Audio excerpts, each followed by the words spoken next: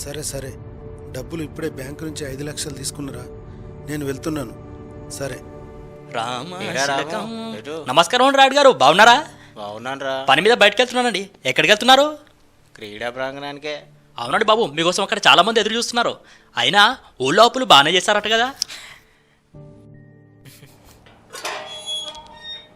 ఎరా బాగున్నావా? నాన్నెక్కడున్నాడు? బాబాయ్ ఇదిగో పద ఇక్కడే. నానా బాబాయ్ ఏదో మాట్లాడతానంట నీతో. అప్పనే చాలా మంచి పదవురా, దాన్ని తీర్చడానికి సమయం సందర్భం ఉండాలా. అవునులేండి, ఇలాంటి మల్లెపూల మాటలు ఇని జనాలందరూ బెజారైపోయారండి. ఇప్పుడు మాత్రం మీరు ఎక్కడ కనబడితే అక్కడ చంపేసేలా ఉన్నారండి జనాలు. కొడతారంటావా? కొడతారంటారేంటండి బాబు, చంపేస్తారండి బాబు. వస్తానండి బాబు. ఏరా, ఎందుకు వచ్చావు? కొంచెం పైసలు అవసరం పడ్డాయి. ఎందుకురా? బల్లో పిల్లలకి పంతుని మాట్లాడదామని. పేకాటలు అప్పయిందా? అదేం లేదు. నువ్వు చిన్నపిల్లలకు పాఠాలు చెప్తాట నమ్మడానికి నేను చిన్నపిల్లాన్ని కాదు. పో. అట్టా అన్నాడా?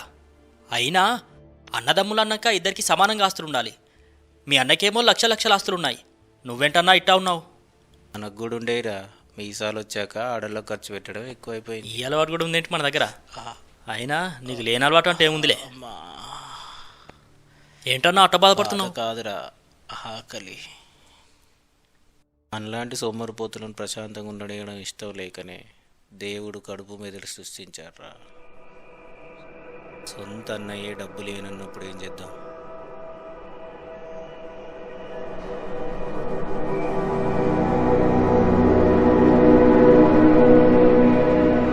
చాలా థ్యాంక్స్ రా. నువ్వు కానీ హెల్ప్ చేయకపోతే అసలు ఊహించుకోవడానికే చాలా భయంగా ఉందిరా. బాబు ఏమైంది? మీ నాన్న ఇంకా రాలేదా? వస్తున్నాడు సార్.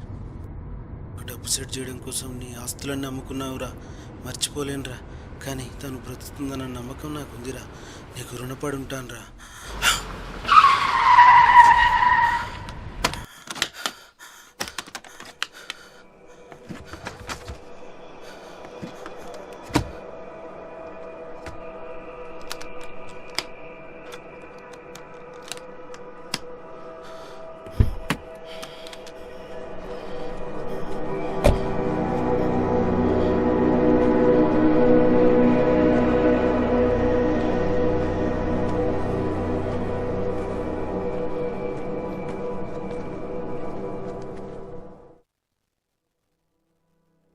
వీడియో ఉందా? తీసుకోండి. అక్కి పెట్టే. ఉంది, తీసుకొస్తా.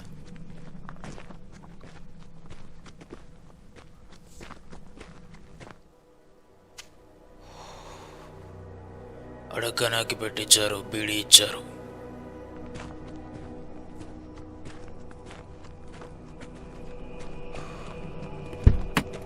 అట్లనే ఆ కారులో ఉన్న 5 లక్షలు కూడా ఇచ్చేస్తే నేలిపోతా.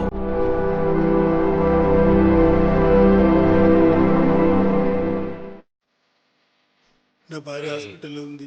ఆమె కోసం తీసుకెళ్తున్న డబ్బు దయచేసి వదిలేయండి. కొంచెం అర్థం చేసుకోండి. దయచేసి వదిలేయండి. ప్లీజ్ ప్లీజ్ వదిలేయండి ప్లీజ్.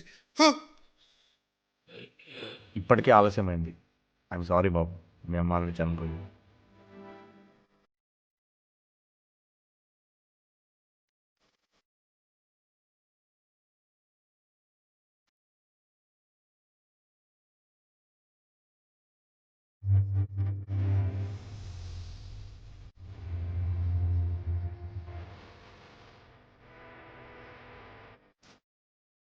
చంపనైతే చంపలే కదా. నేనైతే వాడిని చంపలేదు. వాడు చచ్చిపోతే నాకేం సంబంధం లేదు.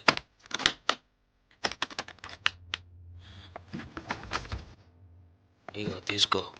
సొంత అన్నయ్యనే మోసం చేశాను, ఇంతేనా? నువ్వు చేసిన దానికి ఇది చూడ ఎక్కువ నీకు. లేదులే, 2 సంవత్సరాలు ప్యాక్ ఆడుకోవచ్చు.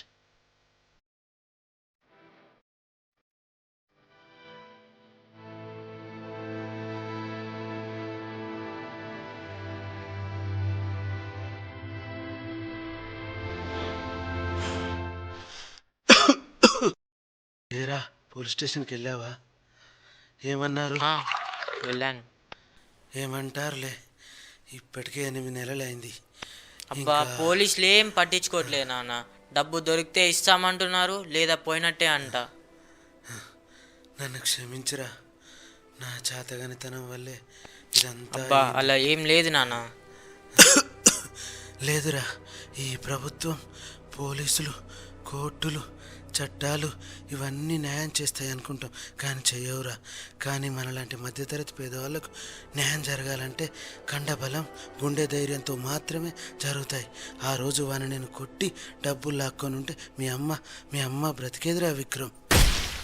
నువ్వు కూడా ఈరోజు నుంచి ఎలా బ్రతకాలంటే ఎవ్వరికి భయపడకూడదురా. ఎంతమందితో యుద్ధం చేయాలన్నా వెనకడుగు వేయకూడదు. నీకు న్యాయం అనిపిస్తే ఎవరినైనా ఎదిరించాలి. చంపడానికైనా చావడానికైనా వెనకడుగు వేయకు. భయం అనేది నీ చుట్టుపక్కల రానివ్వకు. నీకంటే ధైర్యవంతునికిచ్చి నీ చెల్లి పెళ్లి చేస్తానని నాకు మాట ఇవ్వు. నాన్న, నాన్న, నాన్న, నాన్న, నాన్న, నాన్న, నాన్న, ఏమైంది నాన్న? నాన్న, రక్తం. నాన్న, నాన్న, నాన్న, నాన్న. కంగారు పడకు. విషం తాగాను. ఈ సమాజాన్ని నమ్మి మోసపోయాను, అందుకే చచ్చిపోతున్నా. మళ్ళీ బలవంతుడుగా, ధైర్యవంతుడుగా పుడతా. నాన్న, నాన్న, నాన్న, నాన్న, లేనా నాన్న, నాన్న, మాట్లాడు నాన్న, లేనా నాన్న, ఏమైంది నాన్న? నాన్న, నాన్న, నాన్న, చూడు నాన్న, నాన్న, నాన్న, నాన్న, నాన్న, నాన్న, ఏమైంది నాన్న? నాన్న.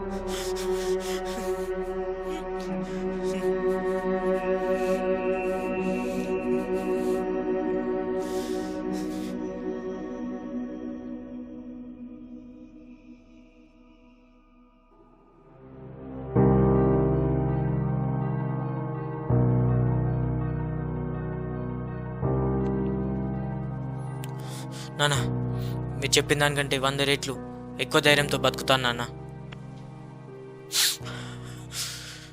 నాకంటే ధైర్యవంతునికి చెల్లెలు పెళ్లి చేస్తానని మాటిస్తున్నాను నాన్న.